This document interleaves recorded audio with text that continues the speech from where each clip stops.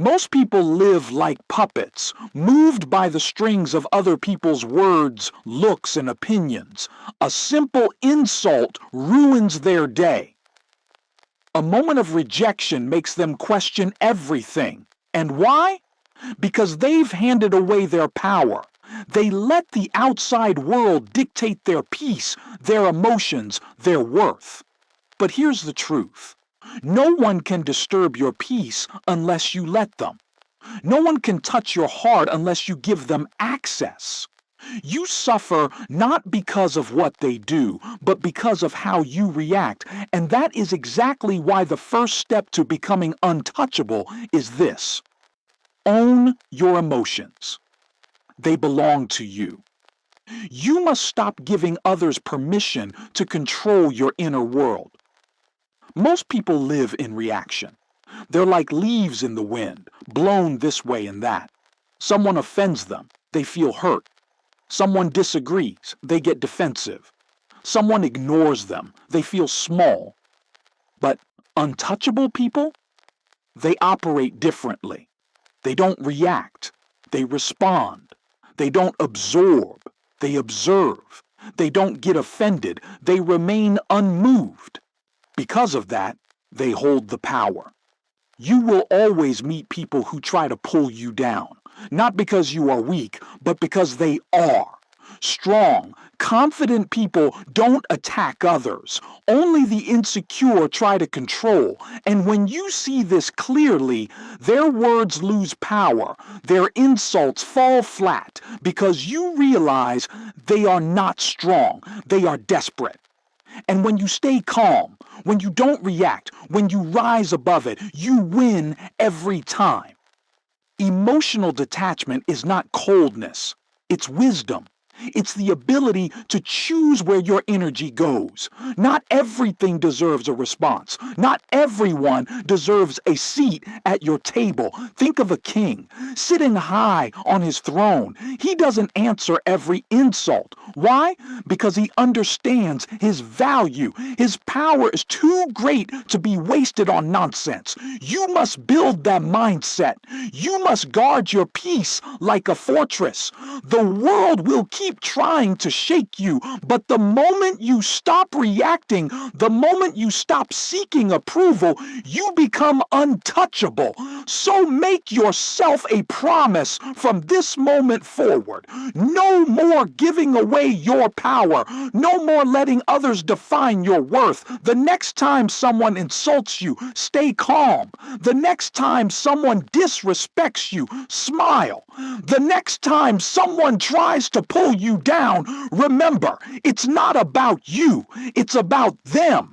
The stronger your mind, the weaker their influence. And next, we'll dive into exactly why they try to control you and how to break free from it forever. Stay with me. And that is exactly why you must learn to see people clearly. Because the moment you stop reacting, the moment you start protecting your peace, you begin to notice something else, something deeper. You begin to see why they try to control you in the first place. It's not because you've done something wrong. It's not because you're weak. It's because they're unsettled by your strength. They don't want to control your mind. They want to control your emotions. Because if they can get you to feel small, you might act small. If they can make you question yourself, they might stop you from rising. This isn't hatred. This isn't power. It's fear. People who lack control within themselves will always try to find control outside. It's the insecure ones who need to bring others down. The confident don't do that. The whole psychology of manipulation is built on a single fragile hope that you will take it personally. And that's the trap. You think they're attacking you. You think it's about your value. But no, it's about theirs. They need to feel superior. They need to feel important. They need to feel like they still have power over something, over someone. And if you bite the bait. If you react, then you give them exactly what they came for. But let me tell you something else. They don't win because they insulted you. They win the moment you lose your peace. That's the game. And when you no longer play it, they're left with nothing, just words, just noise. And in that silence, you rise. There's something powerful about stillness, about not giving your energy away, about knowing you could respond but choosing not to. That choice, that's where the power lives. Imagine living in that space. Imagine walking into a room fully grounded. Someone criticizes you, you hear it, but it doesn't enter. Someone disrespects you, you notice, but you remain still. You're not cold, you're just clear. You don't let noise become your story. That is emotional independence, and most people don't have it. They need approval to feel good. They need praise to feel worthy. They need the world to be kind in order to stay calm. But when the world turns cold, so do they. That's not strength, that's dependence. If your peace can be taken, then it was never really yours. So ask yourself, what would it look like to be free from that? To walk through rejection untouched, to stand in criticism and not shrink, to be overlooked and still know who you are. It starts here. You stop seeking permission. You stop tying your worth to their reactions. You stop letting fragile people rent space in your mind because you finally see it. If they didn't create your peace, they don't get to take it. This is what it means to take your power back. And next, we'll break down why emotional dependence keeps so many people weak and how you can build something stronger than approval. Real self-worth anchored in who you are, not who likes you. So I ask you one last time. What happens when your worth depends on being accepted? You become controlled. And that is exactly how most people live. Chained to opinions, addicted to approval, terrified of rejection. They don't even realize they've handed over their strength, one compromise at a time. They hesitate to speak, not because they lack words, but because they fear judgment. They shrink their dreams, not because they aren't capable, but because they're afraid someone might disapprove. They shape their lives around the hope that others might say, "You're good enough." But let me be clear, approval is a trap. It whispers just a little more, just a little better. Then they'll accept you. But that day never comes. Because when your peace depends on being liked, you'll never rest. You'll shapeshift. You'll apologize for who you are. You'll try to please everyone and lose yourself in the process. And the greatest tragedy? You'll live a life that doesn't even feel like yours. Why is this so powerful? Because for thousands of years, we've been wired for survival through belonging. Rejection once meant exile. Loneliness once meant death. But today, that fear is outdated. You don't need a tribe to survive. You don't need approval to live. But your brain still acts like you do. And so you keep betraying yourself to stay in line. But now it's time to break that cycle. You need to stop apologizing for being real. Stop shrinking so others feel big. Stop chasing approval that does nothing but delay your peace. Because every time you give in, you lose a piece of your voice, a piece of your fire, a piece of your freedom. And here's the key, not everyone will like you, and that's a blessing. Trying to please everyone is not kindness. It's weakness in disguise. It dilutes who you are. It steals your edge. It softens your truth. And truth is never meant to be soft. It's meant to stand. So redefine what rejection means. It's not proof that you're not good enough. It's confirmation that you're being real, that you're not bending, that you're showing up fully whether they approve or not. You don't need to explain who you are. You don't need to justify your fire. And if they misunderstand you, let them.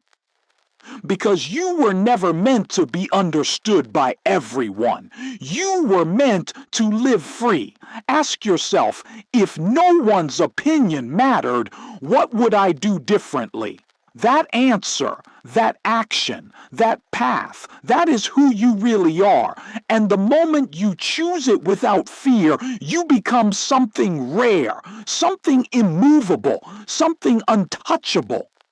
Because once you stop needing their approval, you become unstoppable. And in the next section, we'll face the deeper question, why does your reaction give them power? And what happens when you finally refuse to play their game? So I ask you, what voice runs your life?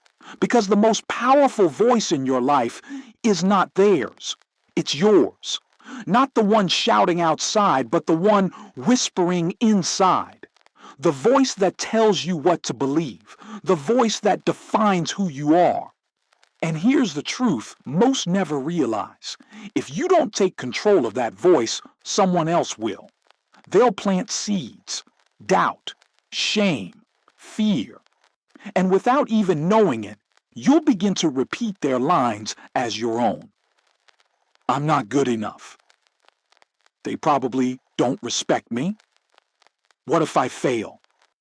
And once those thoughts take root, they shape everything. Your confidence, your decisions, your life. But it doesn't have to be that way. You can change the voice. You can train it. And when you do, everything changes. You stop chasing approval. You stop fearing rejection. You stop giving power to the negative voices outside because the voice inside is finally stronger. So how do you do it? First, catch the thought. The moment that doubt appears, stop it. Don't entertain it. Don't feed it. Don't repeat it. Recognize that not every thought deserves your belief, then replace it. Not with fluff, not with fake positivity, but with truth. Instead of, I can't handle this, say, I am in control. Instead of, what if they don't like me, say, their opinion doesn't define me. And do it daily. Repetition is power. Just like building muscle, the mind needs reps. Speak strength, speak clarity, speak direction every day. Because the voice you train is the voice that wins. And finally, detach from the noise. Just because a thought shows up doesn't mean it belongs to you. If it weakens you, throw it out. If it distracts you, ignore it. You do not owe every thought your attention, because when your inner world is solid, the outer world can't shake you. No insult sticks, no rejection wounds, no opinion controls. You are stable, grounded, rooted. You become untouchable from the inside out. But don't stop here. Because there's another trap people fall into every day. Even those who've trained their mind, even those who stay calm, even those who let go of validation. It's the need to fight every battle, to respond to every attack, to explain, defend, justify. And that's exactly what we'll deal with next. Because real strength, it doesn't show up in the fight. It shows up in the walk away, which is exactly what we'll deal with next, your reaction. Because that's where the real power lives. That's where they aim every word, every insult, every dig. Not at your logic, at your emotions. They want your reaction. That's their reward. The moment you get angry, flustered, or defensive, they win. They gain control over your energy, over your focus, over your peace. But when you refuse to give it, you become a wall they can't climb, a flame they can't touch. Most people don't realize this. They live on emotional autopilot. Someone pushes a button and boom, they explode. Someone gives them the silent treatment and they spiral into self-doubt. Someone criticizes and they immediately jump to defend. But here's the hard truth. Reaction is weakness. It's being pulled like a puppet. It's letting someone else decide how you feel, and if they can decide how you feel, then they control you. That's not strength, that's surrender. But now listen closely. You don't need to fight. You don't need to argue. You don't need to prove anything. You just need to pause. Take a breath. Let the emotion pass. Let the moment settle. See the game for what it is. And in that space between stimulus and response, you find freedom. Because when you stop reacting, you stop playing. And that's how you win. That's why silence is power. That's why stillness is strength. When someone tries to provoke you and you remain unmoved, they have nothing. When they try to offend you and you don't bite, they lose interest. When they try to control you and you walk away, they're left holding air. It's not about pretending. It's not about bottling it up. It's about choosing your response instead of being dragged by reflex. Let them talk. Let them push. Let them bait. You don't have to take the hook, because here's the truth. No one can shake someone who refuses to move. No one can control someone who doesn't play the game. And that stillness, that emotional control, it doesn't come from pretending to be strong. It comes from mastering what's going on inside your own head. And that's where we're going next. Because if your mind isn't trained, it doesn't matter how calm you look on the outside, you'll always be reactive on the inside. And when you let fear, insecurity, or doubt shape your thoughts, then you've already lost the battle before it even begins. So let's go inside. Let's deal with your thoughts. Because when you control the voice in your own head, no one else ever will. Because some battles just aren't worth it. And some people, they're not worth your time, your breath, or your energy. But most people don't see that. They waste their strength defending themselves, trying to be understood, trying to win an argument that was never meant to build anything, only to break them. But walking away, that's not weakness, it's wisdom. It says, I don't need this fight. I don't owe you my peace. I'm not here to prove my worth to anyone. Because true strength isn't loud. It doesn't need to win the last word. It doesn't need to clap back. It doesn't even need to be seen. It just walks, calm, clear, in control.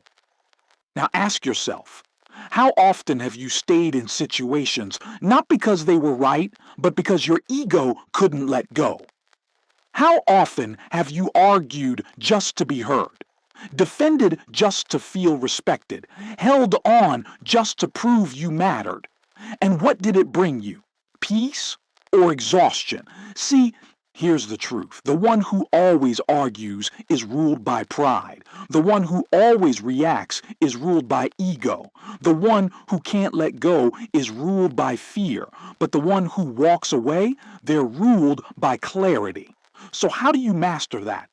Start by asking yourself, does this even matter? Not now, but next week, next year, 5 years from now. If the answer is no, let it go. Silence isn't surrender, it's control. And second, detach from the need to be right.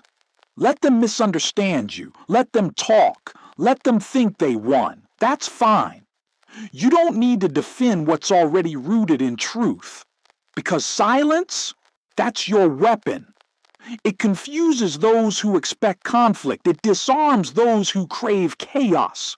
It protects you from being pulled into drama that doesn't deserve your presence. Some people feed on your reaction. They bait you just to feel alive. And the more you give, the more they take. But when you disengage, when you stay calm, when you look them in the eye and simply walk away, you take all their power with you. So protect your energy. Give it only to what lifts you, grows you, strengthens you, not to noise, not to ego games, not to people trying to pull you into their storm. Because sometimes the greatest power isn't in the fight, it's in the refusal to fight at all. And next, we'll look at how unpredictability becomes your greatest shield. Because once they can't read you, they can't reach you. Some people are easy to read. Push them, they snap. Ignore them, they chase. Disagree with them, they explode. Predictable, programmable, easy to manipulate. And that's exactly why they're easy to control. Because when someone knows exactly how you'll respond, they don't fear you, they use you. But unpredictability, that's your shield. That's how you become untouchable. See, when your behavior follows a script, when you always react with the same emotion, the same argument, the same defense, you give people the blueprint to access you. And once they can predict you, they can press all the right buttons. Not because they're powerful, but because you made yourself transparent. Now imagine doing the opposite. They insult you. And instead of fighting, you smile. They try to provoke you. And instead of defending, you say nothing. They expect emotion and they get silence. It throws them off. It breaks their pattern. It reminds them that you're not here to play their game. Because people don't know what to do with those they can't predict. They can't manipulate what they can't read. They can't reach what they can't follow. They can't control what they can't understand. That is your advantage. So how do you apply this? First, break your own patterns. If you always explain yourself, stop. If you always chase, pause. If you always feel the need to prove something, let it go. Do what's least expected, not to be clever, but to stay free. Second, protect your emotions. Don't let people know what gets to you. Don't broadcast your triggers. Don't reveal where you're vulnerable. Keep it private, because the more they know, the more they reach. And third, change the rules. Stop reacting on cue. Don't let their behavior dictate your rhythm. Move on your own terms. Speak when it matters. Act when it's yours to act. Be quiet when you choose, not when you've been silenced. Because mystery is not a game. It's a posture of strength. People fear what they can't map. They respect what they can't shake. They watch closely what they can't decode. And when you stop being predictable, you stop being breakable. Not because you built walls, but because you became unreadable. Not because you push people out, but because you stopped broadcasting who you are to those who only listen to find weakness. It's not about hiding. It's about holding your ground with intention. And when no one knows where you stand, they can no longer decide where to strike. Now ask yourself, who would you become if no one could reach your buttons? That's who we're about to meet. So many people suffer, not because they were rejected, not because they were insulted, not even because someone walked away. They suffer because they were attached to how things should have been, attached to what they wanted people to be, attached to outcomes they couldn't control. And attachment is what makes us fragile. Because the moment you tie your peace to something outside yourself, you give it power. You give it authority over your state of mind. And when that thing shifts, as everything eventually does, you break. Most people don't fear change. They fear losing what they're attached to. That's why they stay in broken relationships. That's why they tolerate disrespect. That's why they keep holding on to people, to praise, to old versions of themselves, just to avoid that ache of loss. But let me be clear. Attachment is not love. Attachment is not loyalty. Attachment is fear dressed up in hope. Because what you truly love, you don't need to own. What you truly respect, you don't need to control. What's truly meant for you, you won't have to chase. So how do you become free? You start with this. Let go of expectations. The world doesn't owe you fairness. People don't owe you consistency. Life doesn't promise comfort. And the more you resist this truth, the more you suffer. Accept what is. Not with bitterness, but with clarity. Control only what's yours, your thoughts, your actions, your presence. That's all. Everything else, it's just weather passing through. Let it pass. And most importantly, see people clearly. Not as who you wish they were, not as who they once were, but as they are now. The more illusions you cling to, the more pain you carry. The moment you let go of who they were in your mind, you finally meet the truth. That's where freedom begins. Because when your peace no longer depends on how others treat you, they can't hurt you. When your confidence is no longer tied to their approval, rejection becomes irrelevant. When your vision isn't anchored to one specific outcome, disappointment loses its sting. This is not coldness. This is not giving up. This is clarity. This is power. You can still care. You can still love. You can still dream. But without attachment, without needing those things to complete you, you become weightless, untethered, free. And next, we'll bring this to the ground. Because even when your mind is strong, even when your emotions are solid, if you're still dependent on others to feel safe, confident, or worthy, the chain hasn't really broken. Let's cut it for good. Because once you let go of attachment, there's one more step. You must stop depending on the world to hold you up. Most people are still waiting for support, waiting for recognition, waiting for someone to complete them. They say things like, I can't do this alone, or I'll feel better once they show up, or I'll be confident when they approve. And that right there, that quiet dependence, that's what makes them breakable.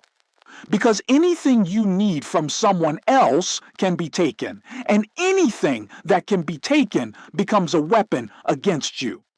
But when you no longer need it, no one can use it.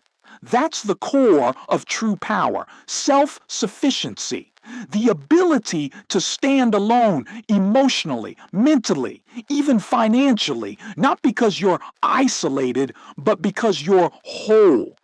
Because when you no longer need anyone to validate your worth, you stop being vulnerable to their silence. When you no longer rely on others to feel strong, their absence doesn't weaken you. When you build the kind of strength that is born within, not borrowed, you become something unshakable. So how do you begin? You start by reclaiming your emotional independence. Stop letting compliments dictate your confidence. Stop letting criticism define your value. Stop letting moods swing with someone else's presence. If your inner world still hinges on someone else's behavior, you're still in chains. Then build practical power, not for show, not for ego, but for freedom. Learn skills. Learn how to solve problems. Learn how to provide for yourself. Because financial freedom isn't about wealth. It's about never needing to beg. The more capable you become, the less dependent you are. And finally, be your own source of validation. Know your worth, even when no one sees it. Trust your path, even when no one agrees with it. Celebrate your growth, even when it's invisible to the world, because self-sufficient people don't move for applause. They move because they're grounded. They're not afraid of walking alone. They don't beg for reassurance. They don't wait to be picked. They choose. They stand. They build. And when life shakes, when people disappear, when the world turns silent, they remain. Not untouched, but untouchable. Because they don't rise on the back of others. They rise on the strength they built within. And that strength, that foundation, it leads us to the final piece. Because all the power in the world means nothing if you still can't control the storm inside. And that's what we'll face next. Because all the power in the world means nothing if you're still a slave to your own emotions. And most people are. They get angry and say what they regret. They get hurt and spiral into self-doubt. They get scared and retreat from who they're meant to be. Emotions become their master. Reactions become their rhythm. And no matter how strong they seem on the outside, they live as captives on the inside. But the one who learns to rule emotion rules life. Because let's be clear, the moment someone can trigger you, they own you. If they can press a button and control your state, your speech, your direction, they don't need to touch you to stop you. They just need to watch you implode. That's not freedom. That's invisible slavery. So what does freedom look like? It looks like this. Before you speak, pause. Before you react, breathe. Before you surrender to that wave of anger, fear, or shame, step back and ask, is this emotion leading me or misleading me? And if it's misleading you, let it pass. It's not repression. It's not denial. It's discipline. Not every emotion is a command. Not every feeling deserves to lead. You are not your anger. You are not your pain. You are the one who chooses what to do with it. So when they provoke you and you stay calm, when they ignore you and you stay centered, when they attack you and you don't shrink, that's power. Because true strength is calm under pressure. True power is peace under fire. True control is clarity in the middle of chaos. And when you reach that point, you become untouchable. You move through life with stillness. You hear the noise, but you don't echo it. You feel the pull, but you don't follow. You see the storm, but you don't sink because you've trained your mind. You've guarded your emotions. You've chosen your voice, and now it's louder than all the rest. And in the end, this is what being untouchable really means. It's not arrogance. It's not coldness. It's not pretending you don't feel. It's the opposite. It's knowing that no one else gets to decide your value. No one else gets to move your peace. No one else gets to define your spirit. You no longer chase validation. You no longer fear rejection. You no longer let chaos dictate your direction. You lead, you walk, you stand. With emotional control, with detachment from drama, with silence when silence is power, with self-sufficiency in every area of your life, with the ability to walk alone and still be whole. That's the real reward. Not applause, not fame, not dominance, but freedom. Freedom from opinions. Freedom from triggers.